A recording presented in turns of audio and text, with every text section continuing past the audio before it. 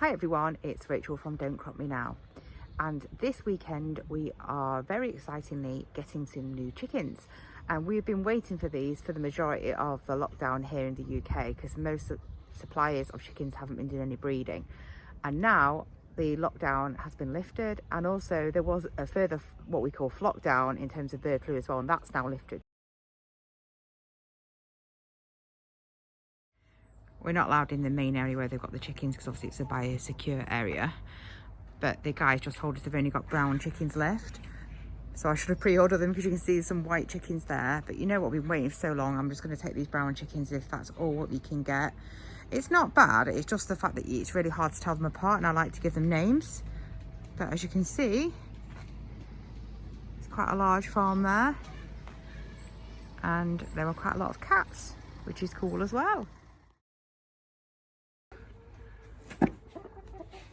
Getting some leg rings put on the chickens for us.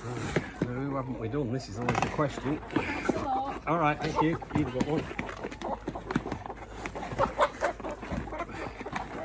You've done 2 chickens. I'll pick the same 2. Yeah.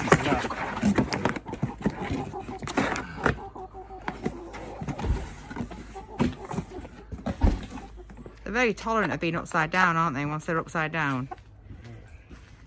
See, when somebody knows what they're doing does this, it looks very easy.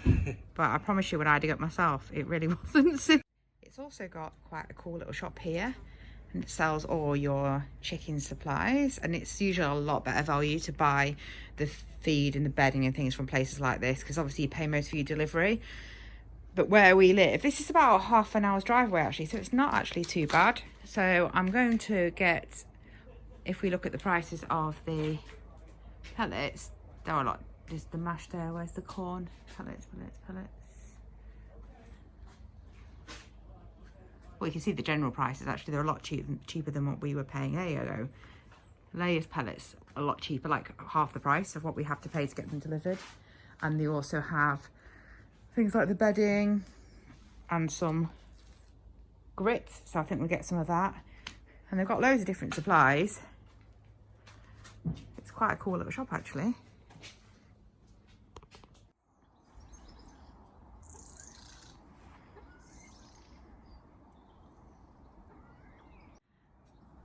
Earlier on, we cleaned the chickens out. You can see there's a little bit of bedding in there because we had some of that left over. So these are our 3 current chickens. It's really difficult to say what their names are because we got 6 of these chickens at once. Actually, it might have even been 7. And they all got names that were to do with different types of curry. For example, jalfrezi, boona, etc. And tikka was one as well. And we're a bit unsure which ones we've got left because they're really difficult to tell apart, because as you can see, they look exactly the same. So it's been cleaned out in there, and over there is all the bedding, which we will take and use for the composting. And currently sat in this box are our new chickens. So we've got to put a load of bedding in there, get it all set up for put the new ones in, and we will keep them separated to start off with. We've sectioned off the run.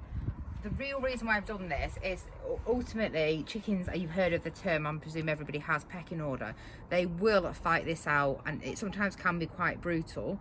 But the best way to do this is to introduce the chickens at night and put the new chickens straight into the bed, the coop area. And in the morning, sometimes they're just a bit confused and they think, oh, the chickens have been there all the time, and they come out and then you don't get that same level of aggression.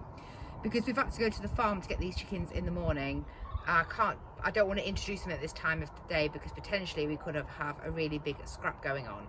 So this is why I put this temporary barrier up. We're going to put something over this section because they will just jump straight over. But it means the new chickens can go in this part of the run and the existing chickens can go in this part of the run. So they will see each other. They may actually have a bit of a squaring up to the actual fencing, but at least they can't harm each other. So that's the plan. They're in this box here. This door is locked, so they can't get out. So we're going to see what happens. They can be quite flighty and feisty because they're very young.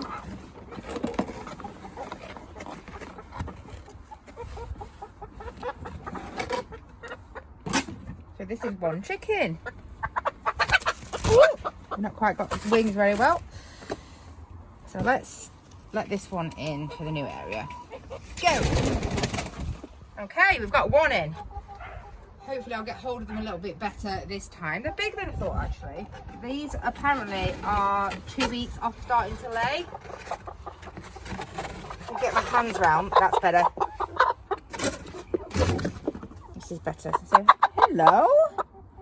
Hello, Nugo. What's your name going to be? We are going to be looking for some names for our new chickens. So if you've got any suggestions, then do let us know. So you ready? And go.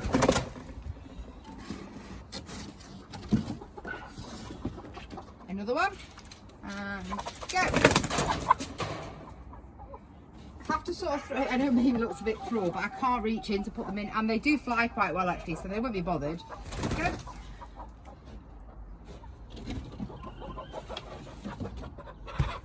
And this one.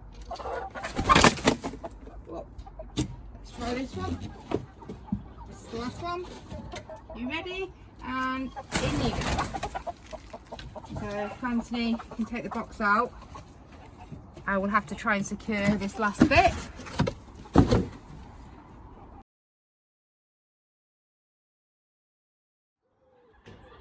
It's the next morning. Well, it's sort of nearly lunchtime actually. And last night we put the chickens into the house. They were actually perching right on the top of the divider and a little bit on that perch there. So we took them out one by one and we put them into the house with the other ones. And now, as you can see, they're all in the same run area. They're pretty much still separate. So these are the new ones. And over there are the original chickens. You know what? There has not been much of a problem. There's been the occasional sort of fronting up with a little bit of a squawk, but it's looking pretty good so far. And as you can see, one's having some food there, which is good. And they look really healthy. And it's all going pretty well so far.